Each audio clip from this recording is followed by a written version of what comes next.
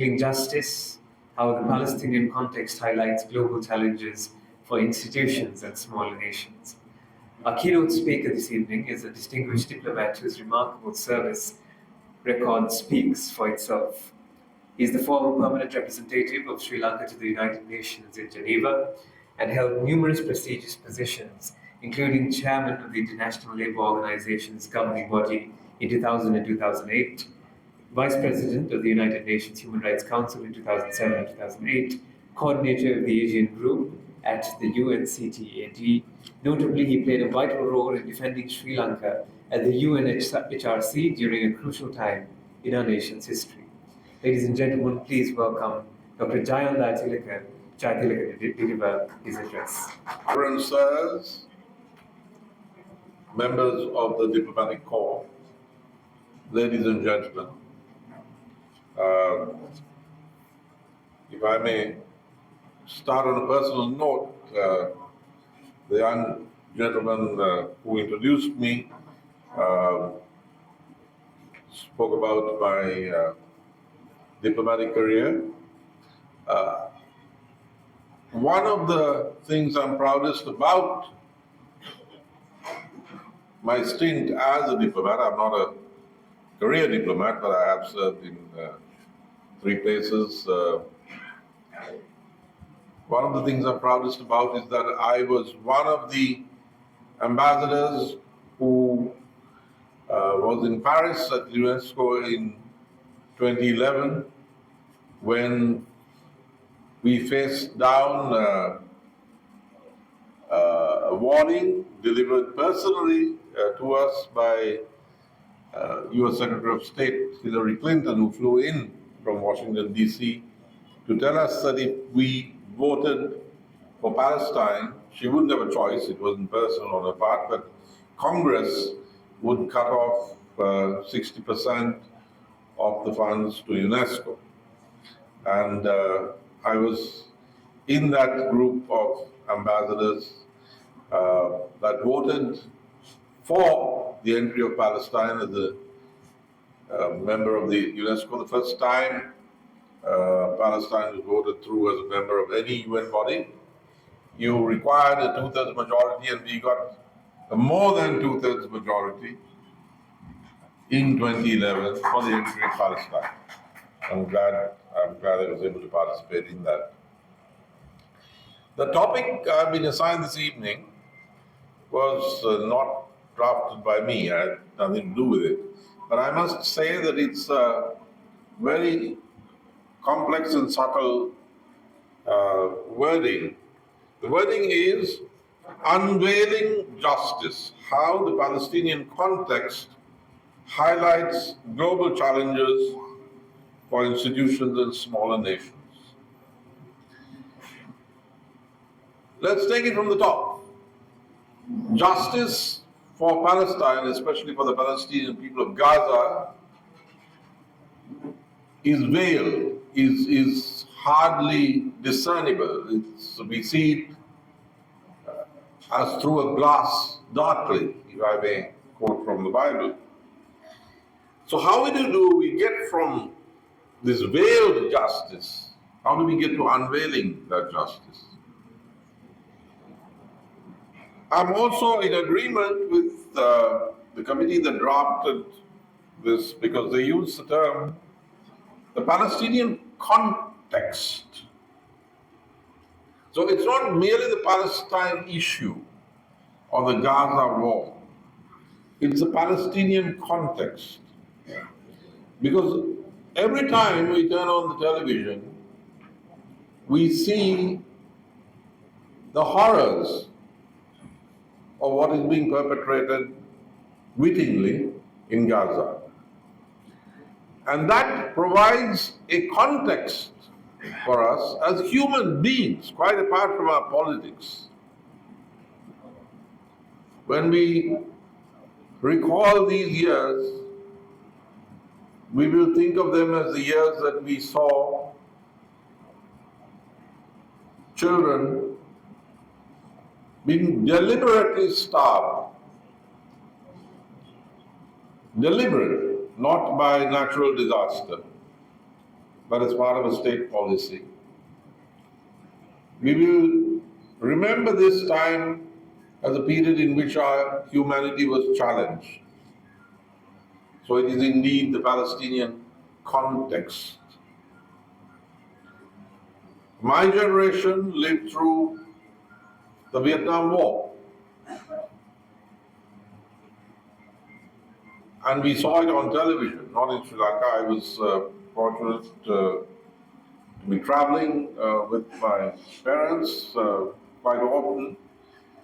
So I was able to see the Tet Offensive on television as it unfolded, and then the victory of the Vietnamese in 1975. But I remember the Vietnam War from the time the bombers went north in 1964-65. So right through, we remember the images of the use of napalm, of white phosphorus. So Vietnam was our context at that time, and that included the protests in the United States, the killing of students at Kent State, and so on. Vietnam was the context. For us today, Palestine is the context. And as one who lived through, quite consciously lived through the Vietnam experience, I must say that horrifying as it was, you cannot compare it with what we see every day of the suffering, the sheer suffering, the avoidable suffering of the Palestinian people of Gaza. And here we are challenged, as I said before, in our very humanity. How can we allow this to be perpetrated in our time?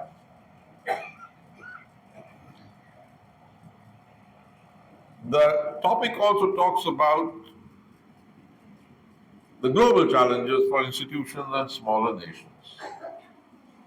So justice, Palestinian context, global challenges, institutions, smaller nations.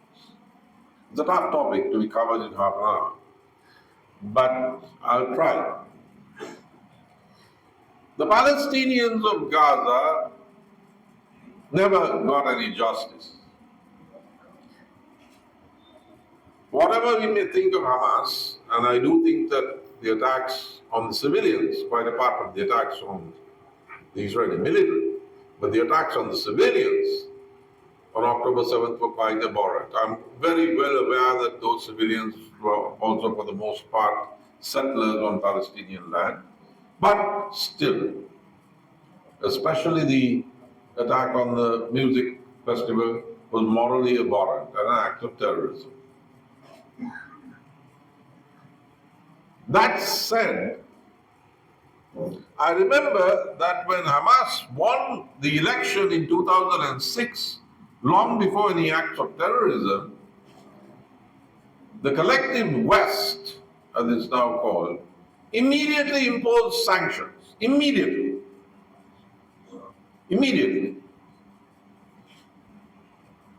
And as I had just become an ambassador at that time, and I was horrified.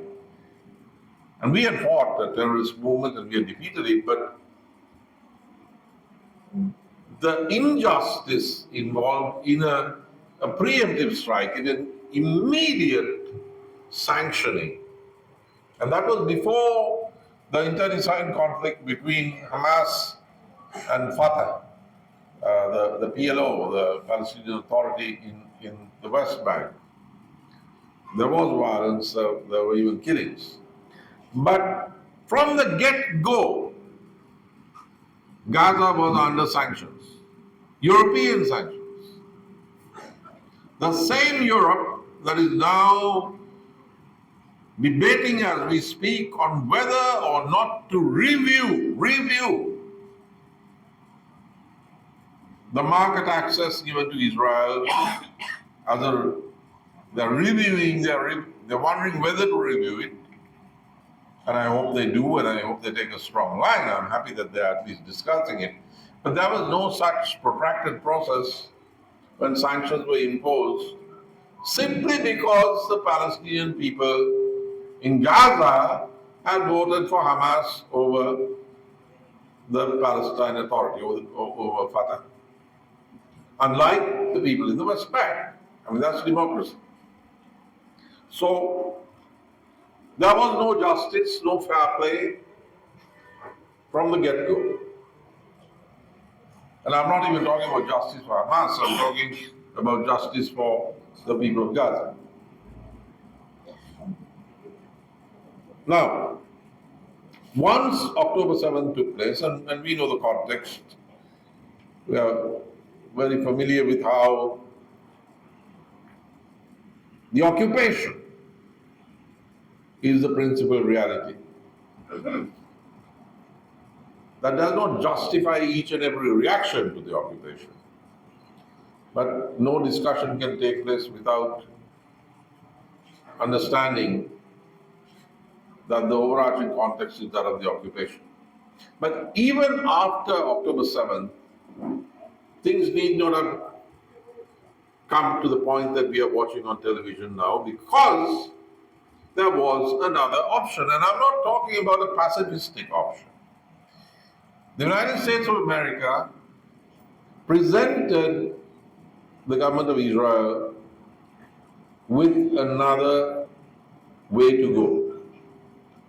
The Biden administration, which has been faulted and quite rightly for being overindulgent towards Israel, however, made the effort in the immediate aftermath of October 7th. They sent in a top military team to try to ensure that the understandable and one might even say justifiable reaction of the State of Israel would be an anti-terrorist response.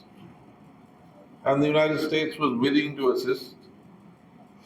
It had also much experience after mistakes it had made in Afghanistan and in Iraq. It had also evolved certain methods of dealing with this problem. As is well known, though David Petraeus was not part of the team that went to Tel Aviv, his doctrine was one of the things the Americans reminded the Israelis of, which is when you take a bad guy off the table, make sure you don't do it with methods that create many more bad guys than the one you remove.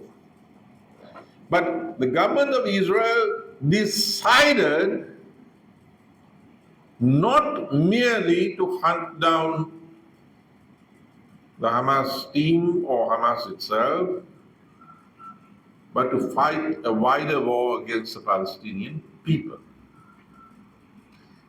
And the American military team that went in there left and went back home, because it was very clear that the Israelis were giving them the cold shoulder. That is not what the government of Israel wanted to do. And what it wanted to do is what it is doing now. So you have ceasefire, which the outgoing Biden administration and the incoming Trump administration managed to get together for several weeks. The government of Israel changed the goalposts and did not want to go to the next stage. It wanted to prolong the preliminary stage. And they used that as a pretext to go back to not just full-scale war, but probably the most horrifying war that we have seen in our lifetime. What kind of war is it when 70% of the casualties are women and children? That is something that has been amply documented and I believe we have never seen. And those who erect statues accusing Sri Lanka of genocide have yet to erect a statue. I'd like to see a statue come up in Canada for against the ongoing genocide of the Palestinian people in Gaza. I have yet to see that. I'd like to hear some Toronto mayor give a speech against the ongoing genocide. But what we are seeing is very deliberate, it's very open. There's nothing covert about it. Hospitals are bombed, residences are bombed. 70% of the casualties are women and children, mostly buried under the rubble. And now you see the policy which has been enforced for several months of starvation as a weapon of war on your television sets. You can see the children with the eyes bugging out and only the bones, and their mothers holding their bony hands at the bedside. This is genocide. Completely transparent. In the full view of the world. Nobody is stopping it. Nobody seems to care.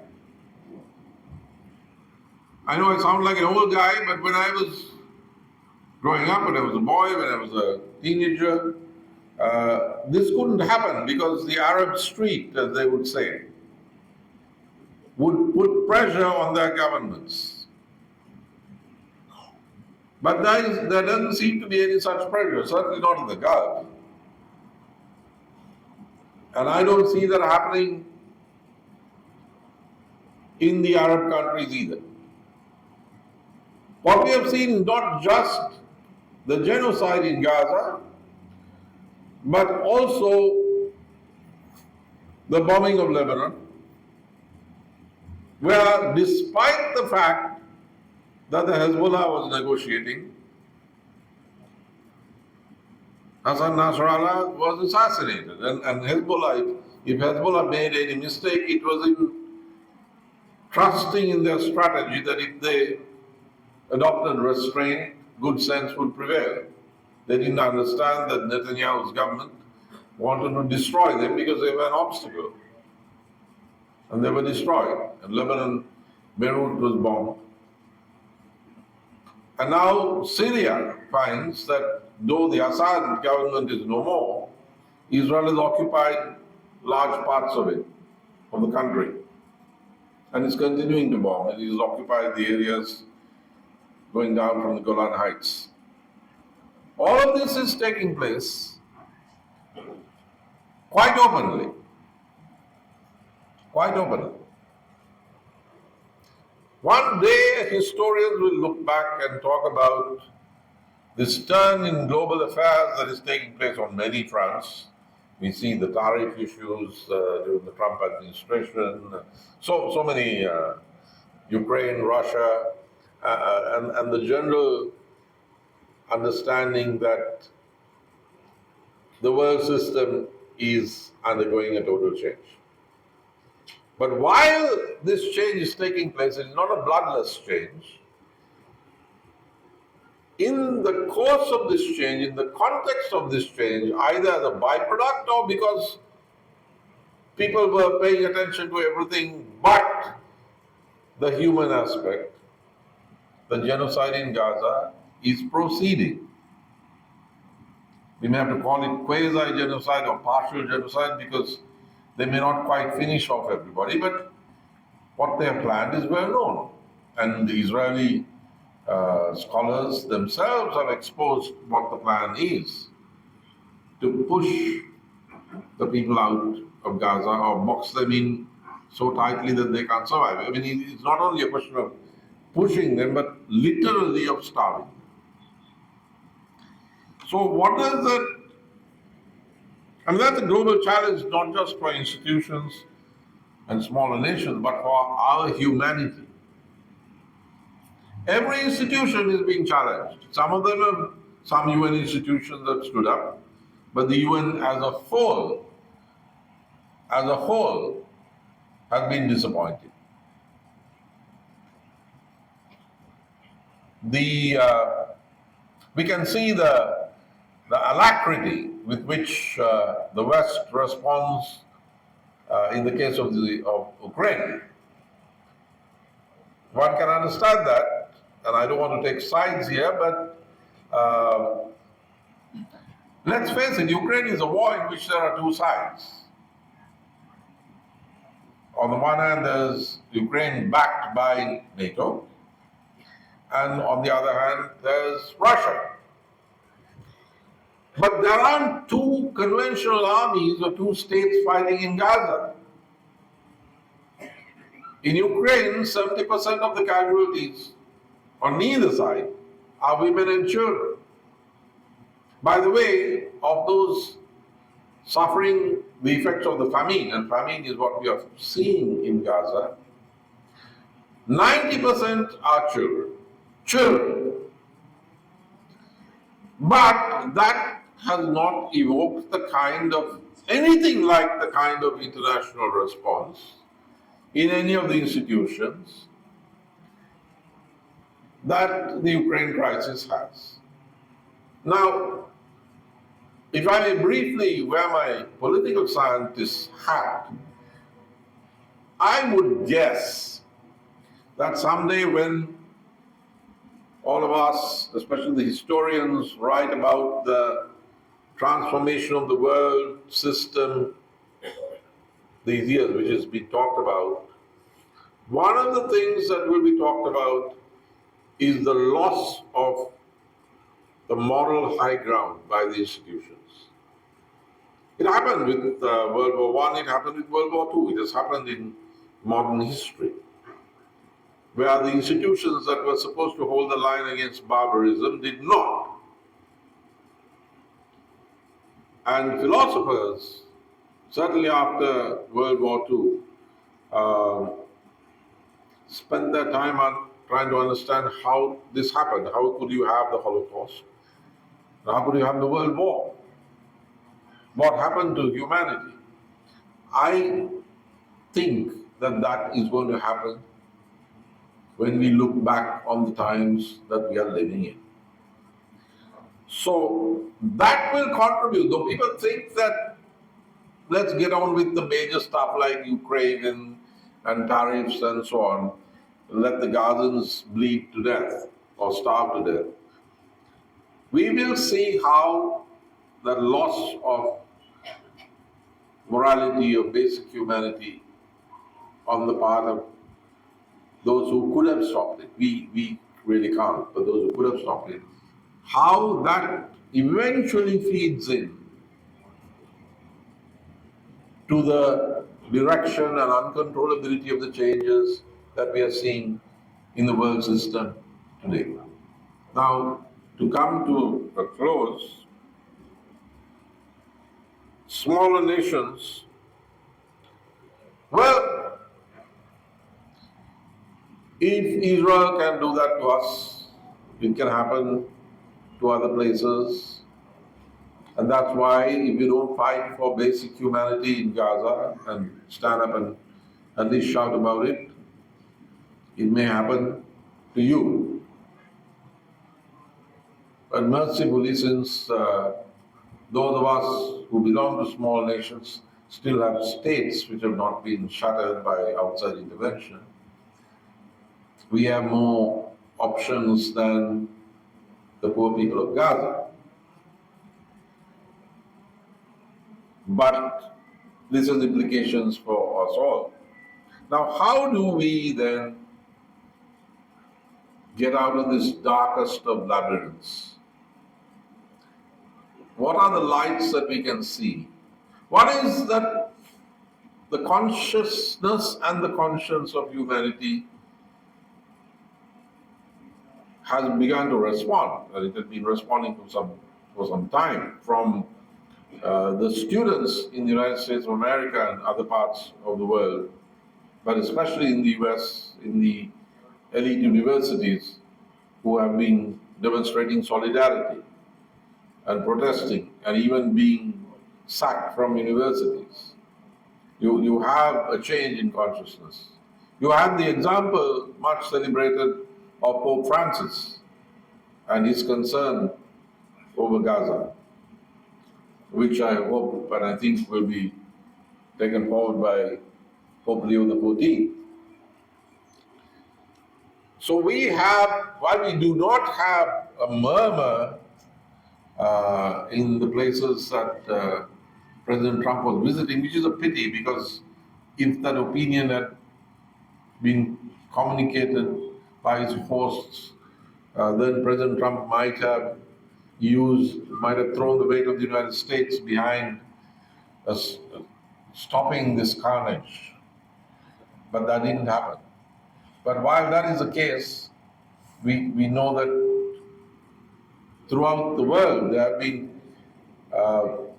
there's been an unprecedented outpouring of solidarity. In the Netherlands last weekend, hundreds of thousands of people demonstrating wearing red.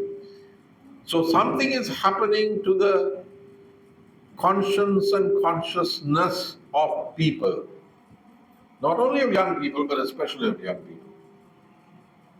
That is one of the major factors that turned around the Vietnam War.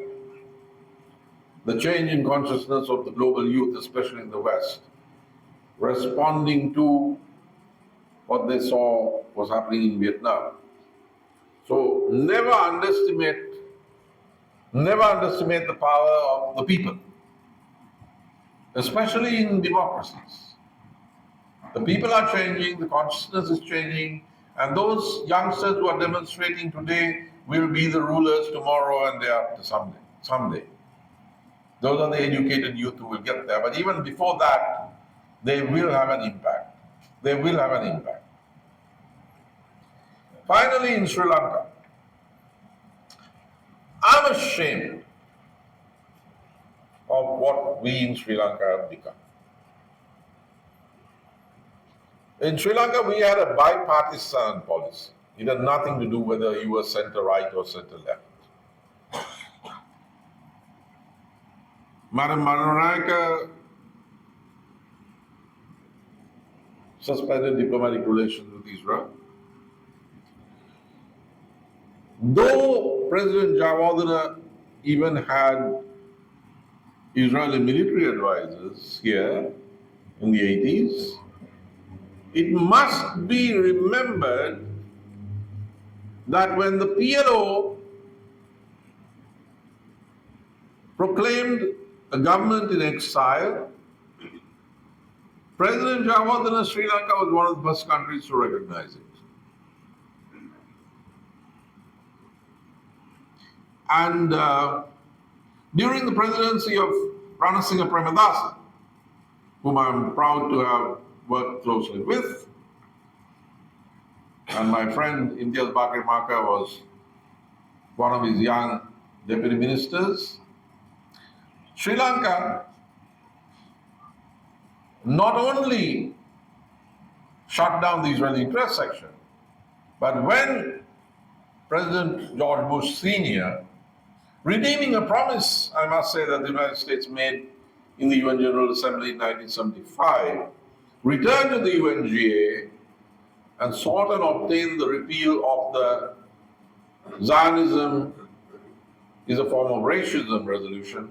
Sri Lanka was one of the 25 countries that voted against that repeal. Now, it wasn't, a left-wing government.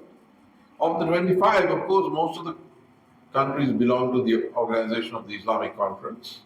The others were ruled by communist parties, and Sri Lanka was the only country that was neither ruled by a communist party nor an Islamic state that voted against the repeal.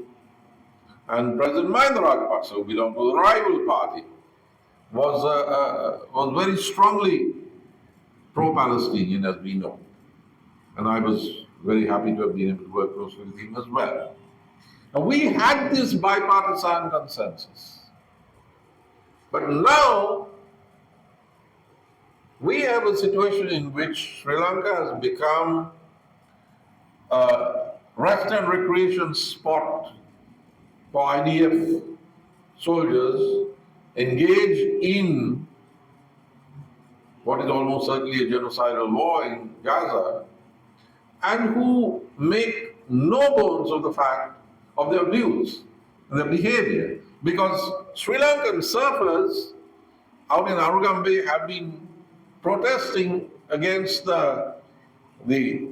it's almost an occupied territory, according to them, according to young Sri Lankan surfers who've been speaking out on this.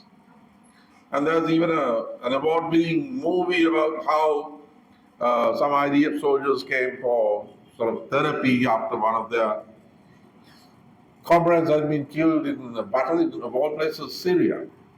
And there's this movie called Arugambe. And that's what Sri Lanka has become under the previous administration, I must say, of unelected President Ranil Wickremesinghe and Minister Manusha Kara, continued by the present government of President Anukumara Dissanayaka and Foreign Minister Vijitha here.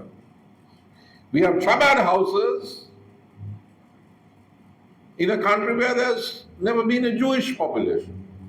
And Chabad houses are not mere synagogues. They belong to a particularly right-wing, ultra-Zionist religious offshoot. And they're provided security by the Sri Lankan state. So what are we going to do about that? I'm a Democrat, and I think that we should go back to the way we were in the 70s and the 80s, where the politicians, especially the Muslim community, the political leadership of the Muslim community is too silent on this issue, including in Parliament. In previous decades, it is the pressure from the democratic Muslim leadership on the major political parties of the day and the mobilization of voter opinion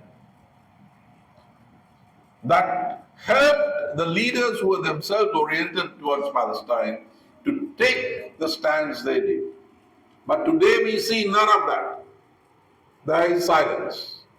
So I will conclude by urging, by pleading that within the Muslim community, pressure should be brought to bear on the mainstream political parties, leaders, and parliamentarians to ensure that we in Sri Lanka do not abandon our tradition of solidarity with Palestine, and that we stand up and are counted as having done our duty as fellow human beings at this time of the torment of the people, the Palestinian people of Gaza. Thank you.